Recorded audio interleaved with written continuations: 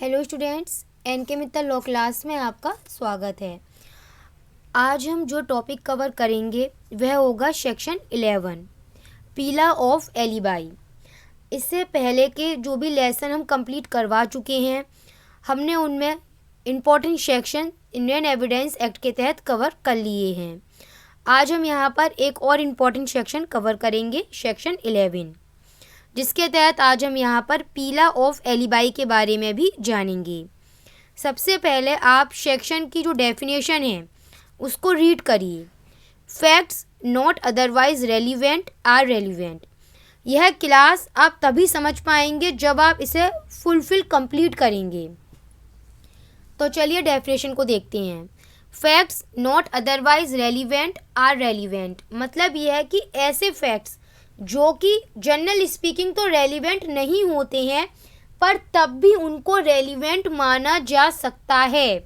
Number 1 point, if they are inconsistent with fact in issue और relevant fact. अब इसमें एक बात समझो, एक एग्जाम्पल से क्लियर करेंगे इस पॉइंट को। क्वेश्चन यह था, क्या इस ए ने मर्डर करा था? मर्डर कौन सी जगह हुआ था? मर्डर हुआ था कैलकाटा में। क्वेश्चन यह था, क्या इस ए ने मर्डर करा था? कैलकाटा में था ये। अब ए ने अपने डिफेंस में क्या कहा? ए ने क्या पीला ऑफ एलिबाई करी? ए ने यह कहा कि जिस वक्त यह मर्डर कैलकाटा में हुआ है उस समय पर वह वहाँ पर प्रेजेंट नहीं था, बल्कि वह वहाँ से कोसों दूर मुंबई में था। वह कहाँ था? वह मुंबई में था। अगर यहाँ पर ए इस बात को प्रूव कर देता है, साबित कर देता है कि जिस वक्त मर्डर जो कि कैलकाटा में हुआ था वहाँ पर ए मौजूद नहीं था, बल्कि वह उस टाइम पर उस दिन मुंबई में था, तो इसे हम कहेंगे पीला ऑफ एलिबाई। इसे ही माना जाएगा। अब वो साबित कैसे कर पाएगा? अब इसके लिए वो हो सकता है किसी अस्पताल की, किसी हॉस्पिटल की पर्ची वगैरह दिखा दे कि वह उस टाइम पर उस दिन मुंबई में वहाँ पर प्रेजेंट था। अब इसमें एक बात आप याद रखिएगा कि जो व्यक्ति, इसका मतलब जो एक्यूज्ड है, जो ये बात कह रहा है कि वह मर्डर वाले दिन कैलकाटा में नहीं मुंबई में था, तो बर्डन ऑफ प्रूफ भी, इस बात को साबित करने का भार भी उसी व्यक्ति के ऊपर होगा जो कि पीला ऑफ एलिबाई ले रहा है। उसी व्यक्ति के ऊपर साबित करने का भार भी पाया जाएगा। इसके रिगार्डिंग एक केस आया था, स्टेट ऑफ यूपी बनाम सुधर सिंह का केस था। इस केस में यह कहा गया कि एग्जाम्पल के माध्यम से केस को समझ लो कि जब एक्यूज्ड के द्वारा इस बात को बचाव में लिया जा रहा है कि वह घटना स्थल पर मौजूद नहीं था, तो यहाँ पर उस घटना स्थल से उस जगह की दूरी इतनी होनी चाहिए कि वहाँ पर accused person personally physically appear नहीं हो सकता था। मतलब यह है कि जब मर्डर कैलकाटा में हुआ तो मुंबई इतनी दूर है, वो दो जगह, जिस जगह की पीला ऑफ एलिबाई ले रहा है ना ए, वो जगह उस घटना स्थल से इतनी दूर होनी चाहिए कि वहाँ पर यह मुंबई में, कि वहाँ पर उस जगह पर वह आसानी से पहुँच ना सकता हो। क्योंकि इस केस में क्या था?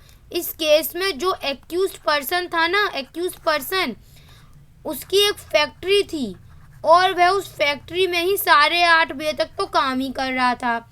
और जिस जगह पे मर्डर हुआ था ना, वो जगह इसके फैक्ट्री के जगह से मात्र आधा किलोमीटर दूर थी। मतलब इतनी कम दूरी पर थी कि कोई भी व्यक्ति आसानी से आधे घंटे में पहुंच जाएगा वहां पर।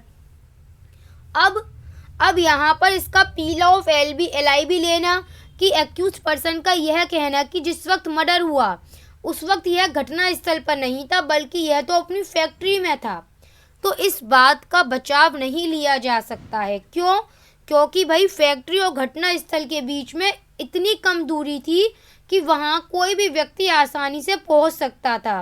मैंने पहले भी कहा था कि आप जब बचाव ले रहे हैं, कैलकाटा और मुंबई बचाव जब आप ले रहे हैं, तो इतनी दूरी होनी चाहिए कि वहाँ पर वह व्यक्ति फिजिकली अपियर नहीं हो सकता है इतनी जल्दी।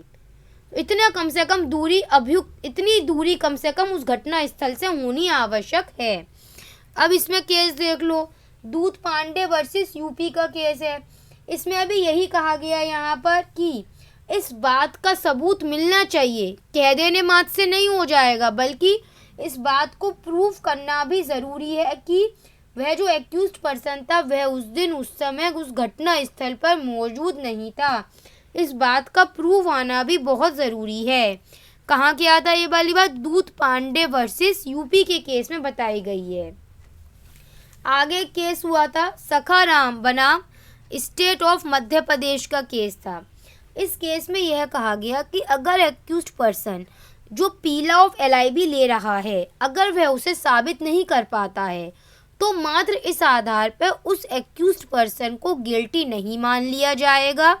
यहाँ पर अभी भी उस प्रोसिक्यूशन के ऊपर यह बर्डन ऑफ प्रूफ रहेगा कि वह साबित करे कि एक्यूज्ड पर्सन गिल्टी है। मात्र इस आधार पर कि एक्यूज्ड पर्सन ने जो पीला ऑफ LIB ली है वह उसमें फेल हो गया है, इस आधार पर हम उसे दोषी नहीं कह देंगे। क्लियर था? अब इस वाले पॉइंट को समझो। Facts not otherwise relevant are relevant if they themselves or in connection with other facts they make the existence or non-existence of any fact in issue or relevant fact highly probable और improbable। अब इसके लिए हम एक example से आपको समझा सकते हैं। जैसे कि सपोज करो एग्जाम्पल यह है कि एक कमरा है और उस कमरे में 5 लोग हैं और उन 5 में से किसी एक का मर्डर हो जाता है। अब यह वाली बात जो कंडीशंस हैं, सर्कमस्टांसिस हैं, वो यह साबित कर रही थी कि उस कमरे में ना तो कोई बाहर से आया था और ना ही कोई बाहर से गया था, ना ही कोई अंदर से गया था और ना ही उस कमरे में कोई बाहर से आया था।